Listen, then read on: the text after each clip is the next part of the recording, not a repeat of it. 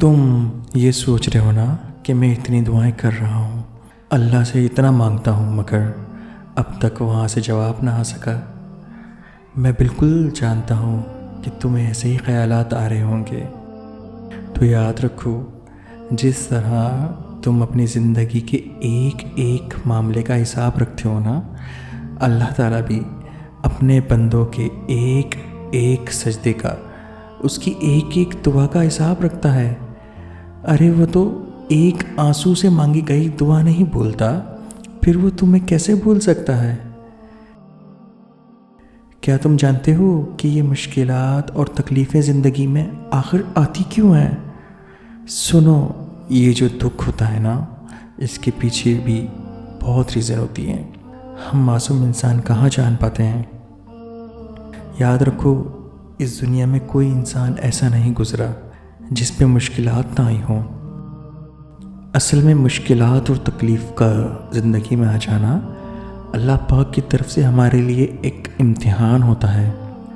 جان لو کہ یہاں کچھ بھی اچانک نہیں ہو رہا، اس کائنات میں ایک پتا تک اس کی مرضی کے بنا نہیں ہل سکتا۔ در حقیقت جو ہوتا ہے وہ اللہ کے علم میں پہلے سے ہے۔ اللہ تعالیٰ قرآن پاک میں ان دکھی دلوں سے فرما رہا ہے کہ تمہیں یہ مشکلات تو نظر آ رہی ہیں، لیکن یہ آسانی سے جڑی ہیں، تاکہ تم افسوس نہ کرو ان چیزوں کا جو تم سے چھوٹ جاتی ہیں یا چھن جاتی ہیں۔ کوئی موقع تھا، ہاتھ سے نکل گیا، کوئی دولت تھی، ہاتھ سے نکل گئی، کوئی تمہاری من پسند چیز تھی جو تمہیں بہت ضروری لگتی تھی، ہاتھ سے نکل گئی۔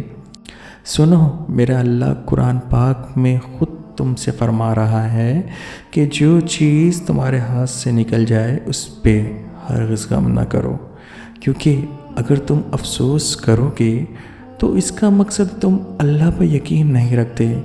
اللہ فرماتا ہے کہ میں تمہاری قسمت اور تمہاری تقدیر تمہاری چاہت سے کہیں بڑھ کر لکھتا ہوں۔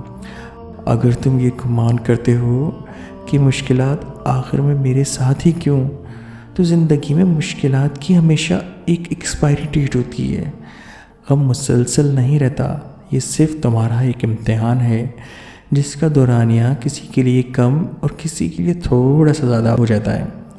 جو جتنی بڑی آزمائش سے گزرتا ہے اس کو نوازا بھی اتنا ہی جاتا ہے۔ کبھی کبھار ہم انسان نہ اس دیری کے پیچھے کی مصلحت کو نہیں جان پاتے۔ جان لو کہ اللہ تعالیٰ کبھی بھی تمہارا نقصان نہیں کرتا۔ سنو، تم ڈھونڈ رہے ہو نا کہ اللہ کے راضی ہونے کی وہ خاص کیا نشانی ہے کہ ہم جان سکیں کہ اللہ تعالیٰ ہماری دعاؤں پر راضی ہے یا نہیں؟ تو سب سے پہلے ہمیشہ یہ بات یاد رکھنا کہ اللہ تعالیٰ جس انسان سے راضی نہ ہونا تو وہ اسے خود سے دور کر دیتا ہے، وہ اسے بے سکون کر دیتا ہے۔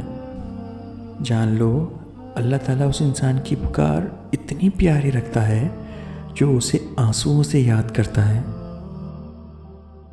اللہ تعالیٰ ایسے انسان کی پکار پر فوری کن کر دیتا ہے جو دکھوں میں اس کا شدت سے طلبگار رہتا ہے اور اس کی رحمت کا صبر سے انتظار کر رہا ہوتا ہے۔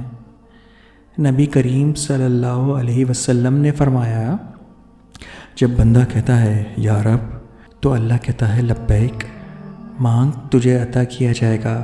تم جانتے ہو، تہجد میں آنسوؤں سے کیا گیا وہ ایک سجدہ بہت جلد رب سے کن کی خوشخبری لے آتا ہے۔ اللہ کی تمہاری دعاؤں پر راضی ہو جانے کی وہ ایک نشانی یہ بھی ہے کہ تمہیں عبادتوں میں بڑا سکون آنے لگتا ہے۔ سنو، تم ایک بات تم اپنے پاس آج لکھ لو کہ کبھی تم بھول نہ پاؤ کہ زندگی میں انسان پر جو بھی مشکلات آتی ہیں نا، وہ اللہ کی طرف سے صرف ایک امتحان ہوتی ہیں، جس میں تمہارے صبر اور تمہارے یقین کا ایک امتحان لیا جاتا ہے۔ یہ ہے بہت مشکل کام، لوگ اکثر پریشان ہو جاتے ہیں، لیکن یہ بات جان لو کہ اس امتحان کو تم جتنا اچھے سے پاس کرو گے نا، اتنے ہی انعامات سے نوازے جاؤ گے۔ تم خود سوچو، اللہ نہ کرے وہ مہربان رب وہ تمہارا دشمن تھوڑی ہے جو تمہیں ہمیشہ کے لیے محروم رکھے گا۔ اگر اس نے تمہیں آزمائش کے لیے چنا ہے نا، تو یہ سوچو کہ اس دکھ نے تمہیں اللہ کے کتنا قریب کر دیا ہے۔ تم جانتے ہو اللہ کی قربت ایک خالص ایسی طاقت ہے جو صرف تمہیں دنیا میں ہی نہیں نوازتی بلکہ تمہاری آخرت بھی سنوار جاتی ہے۔ کتنا خوبصورت احساس ہے نا اس رب سے مانگنے کا۔ یہی احساس تو وہ دیکھنا چاہتا ہے اپنے بندے کا۔ تم جانتے ہو اللہ کن کب فرماتا ہے اور فیکن کب ہو جاتا ہے؟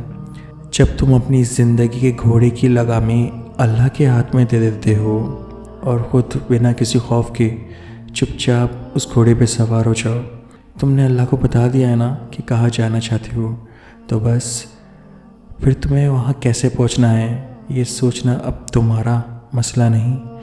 پریشان مت ہونا، وہ جانتا ہے اسے کیا کرنا ہے، کیسے کرنا ہے، کب کرنا ہے۔ تم بس آنکھ بند کر کے جس سمت کو لے جا رہا ہے بس جاتے جاؤ۔ اسے تم سے بس کیا چاہیے سوائے توکل کے؟ یقین رکھو جو ہوگا وہی بہتر ہوگا تمہارے لیے، کیونکہ جب تمہاری آنکھ کھلے گی نا تو تم وہیں ہوں گے جہاں جانا چاہتے تھے یا جہاں تمہیں ہونا چاہیے تھا۔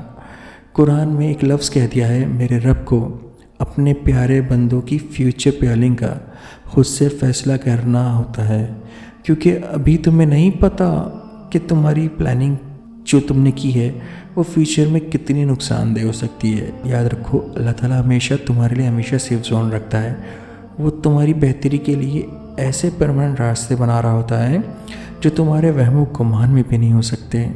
سنو، میں جانتا ہوں تم ابھی بہت اذیت میں ہوں گے، بہت تکلیف میں ہوں گے، پر یاد رکھو کوئی دعا اللہ پاک ادھوری نہیں چھوڑتا، کوئی آنسو اللہ پاک ضائع جانے نہیں دیتا، کوئی دھڑکتا دل اللہ پاک محروم نہیں رکھتا۔ تو انشاءاللہ تم بہت جلد وہ موضع ہوتے ہوئے بھی دیکھو گے یہ تم نے زندگی میں کبھی نہیں سوچا ہوگا۔ انشاءاللہ میرا رب تمہاری زندگی کی کہانی اتنی خوبصورت کر دے گا تو میری یہ بات اس دن تم خوشی کے آنسوؤں سے یاد کرو گے۔ اللہ کسی بھی انسان کو زیادہ دیر محروم نہیں رکھتا۔ میں آپ سب لوگوں کے لیے دل کی گہرائیوں سے اللہ پاک سے دعا گو ہوں۔ اگر آپ دعاؤں میں شدت سے کسی کو مانگ رہے ہیں اور اپنی زندگی بنانا چاہتے ہیں، اور وہ لوگ جو حالات سے بہت پریشان ہیں، اور وہ لوگ جو اولاد کے خواہش مند ہیں، اور وہ لوگ جو رزق کی تنگی میں مبتلا ہیں، اللہ ان تمام لوگوں کی زندگی سے رکاوٹوں کو ختم کر دے۔ اللہ پاک آپ سب کی خواہشات اور آپ کی جائز دعائیں اور آپ کی ماں کی تمام دعائیں قبول فرمائے، آپ کی زندگی آپ کی سوچ سے بھی زیادہ خوبصورت بنا دے۔ آمین ثم آمین۔ دعاؤں میں یاد رکھیے گا۔ اللہ حافظ۔